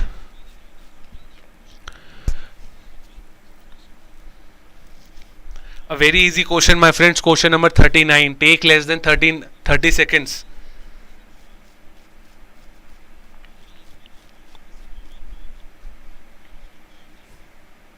Yes, the answer will be C, and it is also known as management by results. Very important. Please do read about it. Now, my dear friend, let me ask you a true and false question. Listen to this particular question and listen to this particular statement, and then you will have to let me know whether it is true or false. Management by objective is not a time consuming process. That's why it is very famous in nature. So is it true or false? Management by objective is not a time consuming process. That's why it's a very famous concept. So it's true or false? Can someone let me know? I am checking my chat box right now. So is this statement true or false? Can someone let me know? Yes, false. Answers from other people? Oh, Prithul is going with true. What are the answers of Uttam and Nilesh? Management by objective is not a time consuming process. False. False. Yes, the answer will be false. Why false? Was because management by objective is a time consuming process, because your subordinate and superior will sit together and then they will have a brainstorming process. So that's why the answer was false. Now we are coming to recruitment. Recruitment hiring is the core function of human resource management. It is the first type of appointment. In the same regard, which of the following is not an external source of recruitment? External source nahi hai. No issues. Pay attention, Prithul. Last question of our today's discussion. Almost we have taken 2 hour session, I think. So I hope it was really very much interesting to all of you. although management is real like very big, very big. So if you want some revision sessions, you can mail us at hello@edutap as well. Yes, transfers is an example of a internal. Now my dear friends, let me ask you one more statement, or let me give you a situation. Let's make this particular session bit interactive. For example, in Reliance, let's take some random name, Selva. Okay, Selva is working in Reliance. Okay, so earlier Selva was working, let's take, at a position which was known as a low level. Okay, now he has been transferred to high level. Is this an example of transfer? Can someone let me know, is it true or false? The situation which just I right now made is an example of transfer, or is it an example of something else?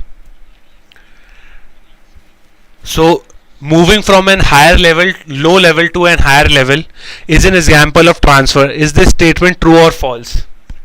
I'm waiting for all of your answers. Yes, false. This is an example of promotion. Please remember, transfers are generally done from department to department basis. That's why they are known as horizontal in nature. Promotions are done from one level to another level. That's why they are vertical. Okay? Yes. I can see maximum of you are going with the right answer. Superb. So this is an exam transfer. Now my dear friends, there are different types of transfers as well. There is production transfer. Production transfer means what? For example, let's take department A is having less production and department B has an excess production. So you can transfer your department B's employees to transfer A. There are also versatile transfers. Versatile transfer means that those employees who can work in different departments. It's more of a job rotation type of thing. So these are certain different questions which I brought for all of you. Yes, the answer will be false. It's promotion. I hope it's very much clear to you, or let me ask some more questions. For example, let's take, I am comparing my, please listen to this particular question, do not focus on this image. I am comparing my standards to my actual performance. Right now only we have discussed this. Can someone let me know what is the function of management which I am discussing right now over here? Let's take some random questions so that we can make it an interactive session. Just two more questions. This is my first question and then we will end our question on the second, or let's take two more. Can someone let me know, if I am comparing my standards to the actual performance, then this particular function of management will be known as controlling. Yes. Under controlling, I will compare. Now, if we go to the Henry Fayol 14 principles, can you name that particular principle in which we have discussed about team spirit? There should be high team spirit. Can you name that particular principle for me? No options. Yes, maximum of you are going with controlling. That's very good. So can you name that particular principle which was given by Henry Fayol, which is all about team spirit?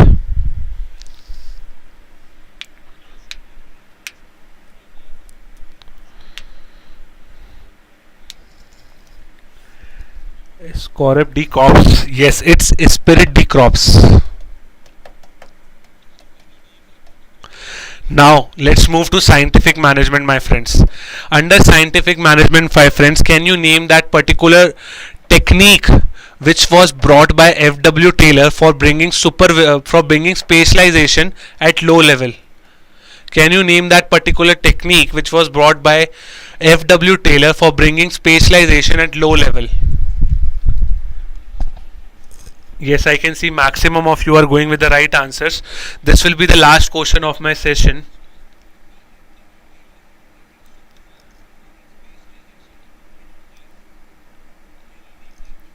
I'm waiting for all of your answers. I'm not giving you the options as well. So this is a tricky one, I would say.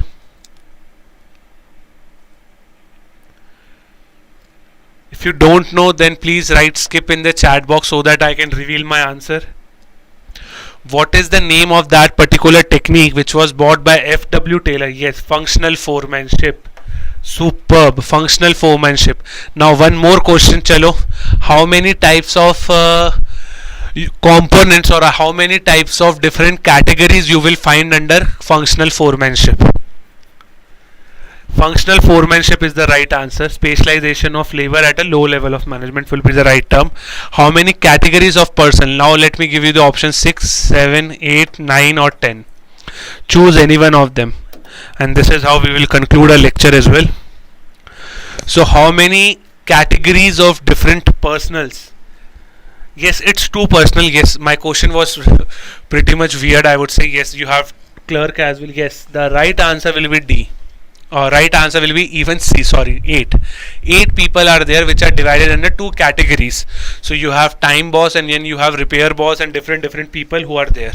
Okay, so the answer will be 8. This is really very correct by all of you, and it's really very nice to see that how you people are answering your questions correctly. Okay, my friends. So right now the time has been there. This is goodbye from me. If you have any feedback for me, you can drop the mail at hello@edutap.co.in, or if you have any positive or negative feedback, then you can comment your feedback in the chat box below.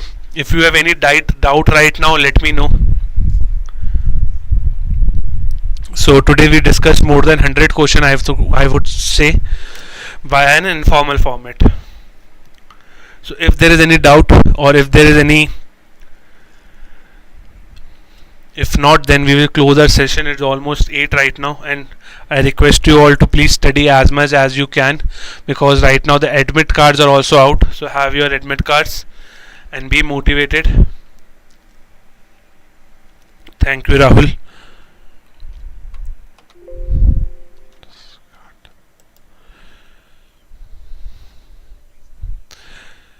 Chalo, so I can see that not maximum of you are having doubts. Important chapters of descriptive. Each and every chapter which has been mentioned in your syllabus is important. So there is no filtering out right now. If you want to have that particular job, then please write on each and every component of that particular, I would say, syllabus. If you are finding a component, let's say transactional and transformational, do write on it. If there is a, for example, different barriers is mentioned in your syllabus, so do write an answer on that particular question. Thank you, Nilesh. So my overall theme is for revision only. Questions तो सब करा लेंगे, but revision बहुत कम लोग कराते हैं. So on that note, I am ending my session right now. So it was great to see every one of you. All the best for your phase 2, and tata bye bye. Keep studying, and it's a high time right now. Bye, take care.